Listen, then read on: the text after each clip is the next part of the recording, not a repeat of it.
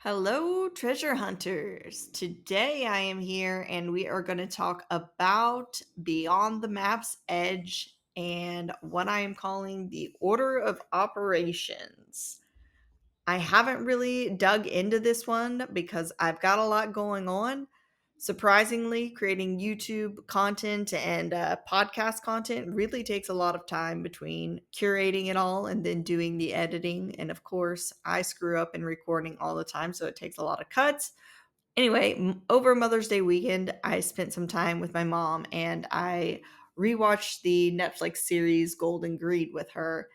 And then, of course, I ordered my Beyond the Map's Edge book. One thing that I think that's really interesting is unlike There's Treasure Inside or The Thrill of the Chase, Justin Posey has created a variety of sources containing clues for solving his hunt.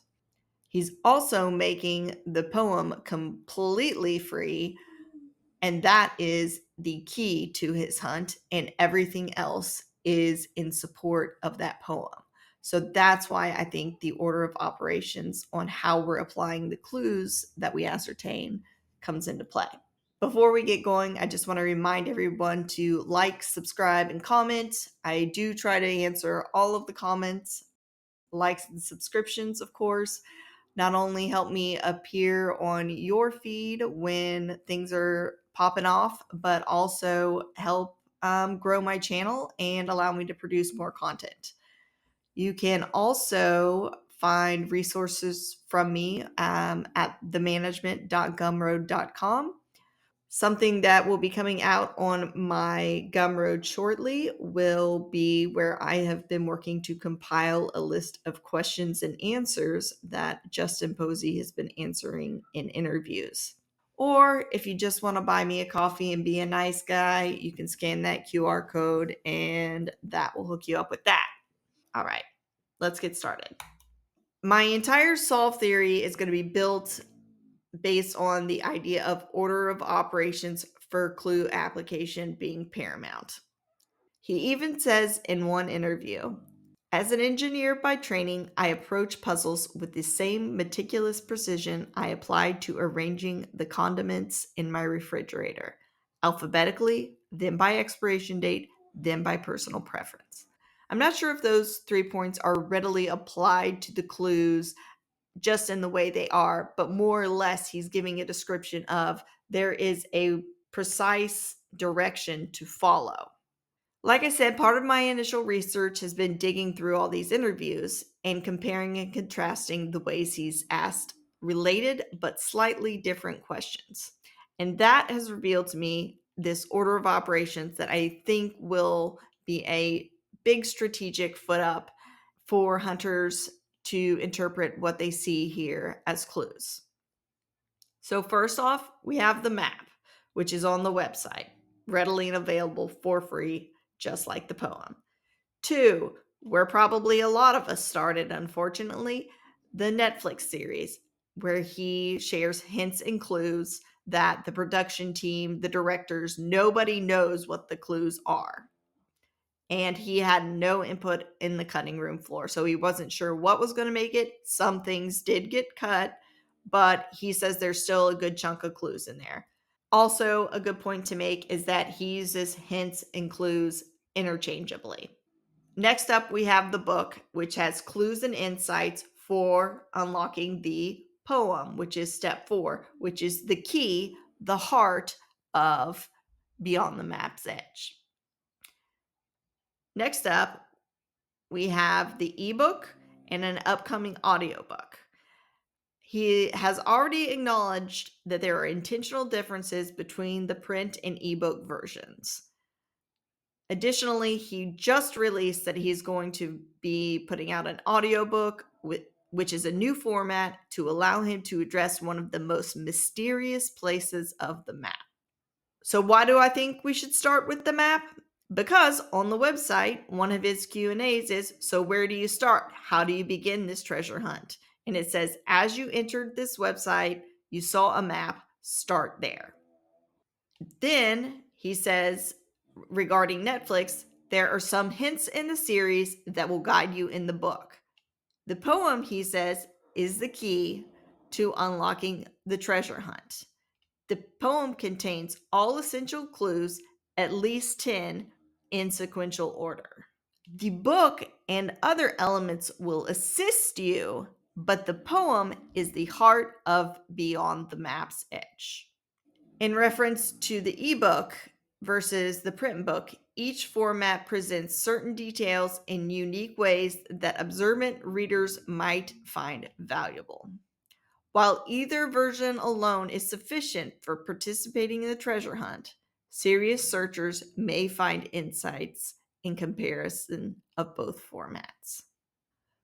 A couple of other things that I found interesting were a quote from his website and a quote from his 6 questions interview with Mysterious Writings.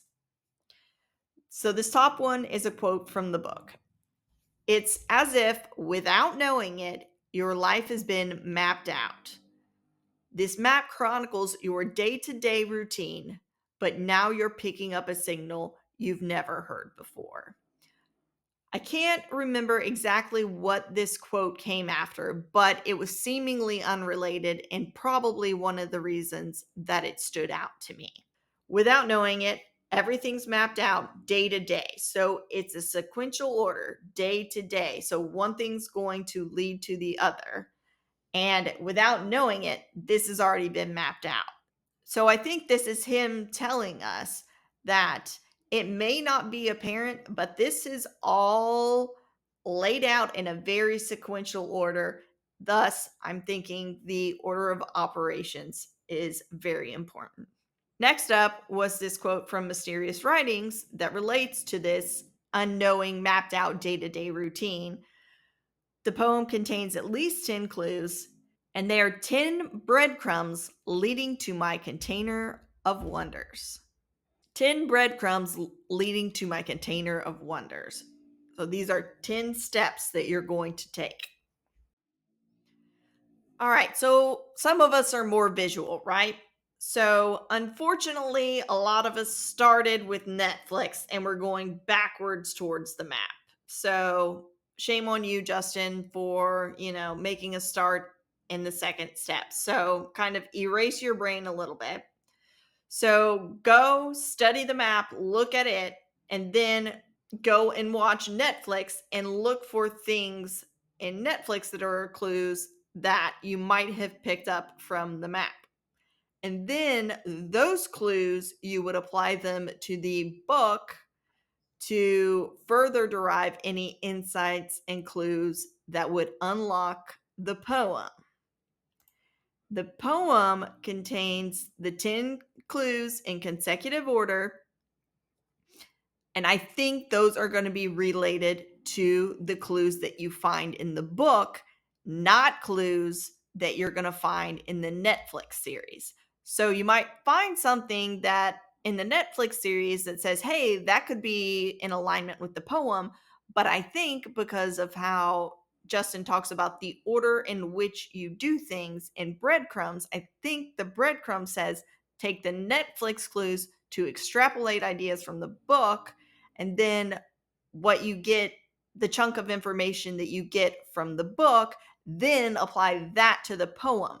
But if you're just trying to mix and match all of the clues between the map and go directly to the poem, and then take Netflix clues and then apply those directly to the poem, and then take clues from the book and apply those to the poem, I think that you're going to misinterpret what the original message was meant to be. In support of this series, here are some quotes. All right, we already know, start with the map. Then he says, there are some hints in the series that will guide you in the book. Not towards the poem, they will guide you in the book. The book contains insights and clues. The best way to find the treasure is to understand the person who hid it, and the book provides a deeper window into that perspective. And then you align those with the poem. The poem is the key to unlocking the treasure. And then, of course, the audiobook and the ebook are meant to be taken backwards towards the book to compare and contrast and extrapolate those differences that provide additional insights. So I hope you followed me through that.